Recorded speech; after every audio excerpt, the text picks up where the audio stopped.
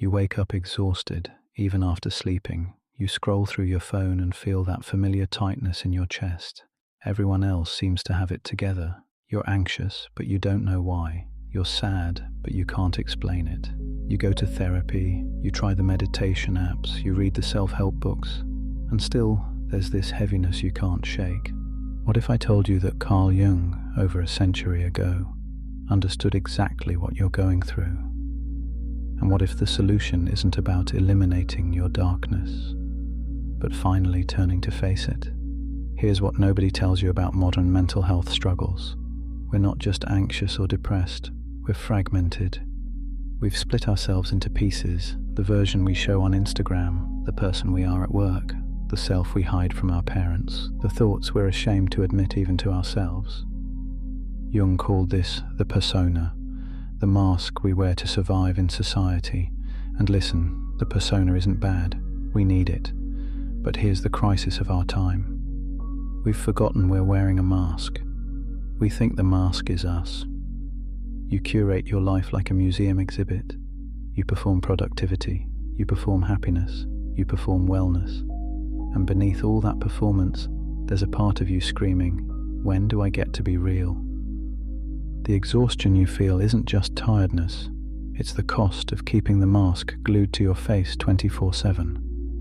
Jung said something that will change your life if you truly hear it. There is no coming to consciousness without pain. And here's the part that makes mental health Instagram squirm. People will do anything, no matter how absurd, to avoid facing their own soul. Your anxiety isn't a chemical imbalance that appeared randomly. Your depression isn't a broken brain that needs fixing like a car. These are messages from the parts of yourself you've exiled. Jung called this exiled part the shadow, everything about yourself you've deemed unacceptable. Your anger, because good people aren't angry. Your selfishness, because you should always put others first. Your envy, because you should be grateful for what you have. Your weakness, because you need to be strong. Your desires, because they're inappropriate or wrong. You didn't get rid of these parts, you just pushed them into the basement of your psyche, and now they're down there banging on the pipes trying to get your attention. That banging, that's your anxiety, that's your depression, that's your emptiness. Here's where Jung offers something radically different from modern mental health advice. Stop trying to eliminate the darkness, start integrating it. This is shadow work, and it's not pretty, comfortable, or Instagram friendly, but it's real healing. Step 1. Notice your triggers. When someone irritates you intensely, Jung would ask, what part of yourself do you see in them? The things we hate most in others are often the things we've rejected in ourselves. Do controlling people enrage you? Perhaps you've suppressed your own need for control. Do attention seekers disgust you? Perhaps you've buried your own need to be seen. Do lazy people frustrate you? Perhaps you've never allowed yourself to rest. Your triggers are maps to your shadow. Step 2. Dialogue with the darkness. Jung would literally talk to the parts of himself he'd rejected. He called it active imagination. Try this. Journal as your anxiety. Let it speak. I'm here because you ignore every warning sign your body gives you. Give voice to your anger. I'm here because you let people walk over you. Let your sadness explain itself. I'm here because you never grieve what you've lost. These aren't enemies, they're exiled parts of you trying to come home. Step 3. Integration through acceptance. This is the hardest part. Jung said, I'd rather be whole than good. You must accept that you are capable of cruelty and kindness, selfish and generous, weak and strong, light and dark. You are not the sanitized, optimized, perfectly well version of yourself that wellness culture demands. You are a human being containing multitudes, contradictions, and chaos, and that's not just okay, that's the point. The collective wound. Here's why this matters more than ever. We're living in what Jung called a collective neurosis. Society itself is sick, and it's making us sick. We're trapped in what Jung termed mass psychosis, entire cultures running from their collective shadow. We project our darkness onto the other political parties, other countries, other groups.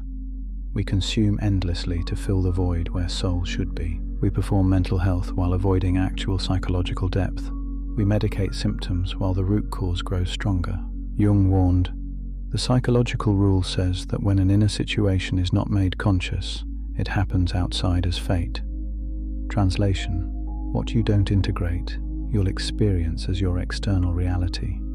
Your personal mental health crisis isn't separate from the world's crisis. They're connected, and your healing contributes to the collective healing. So what does real healing look like in Jungian terms?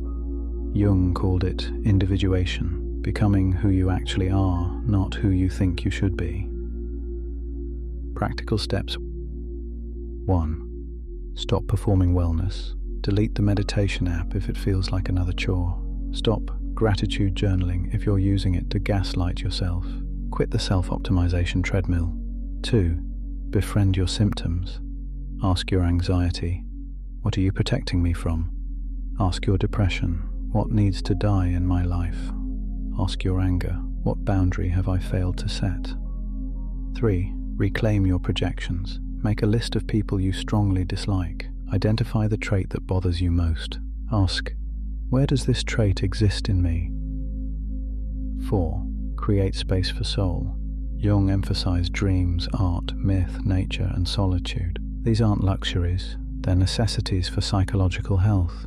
Your soul can't speak over the noise of constant productivity. 5. Accept the lifelong journey. Individuation isn't a destination.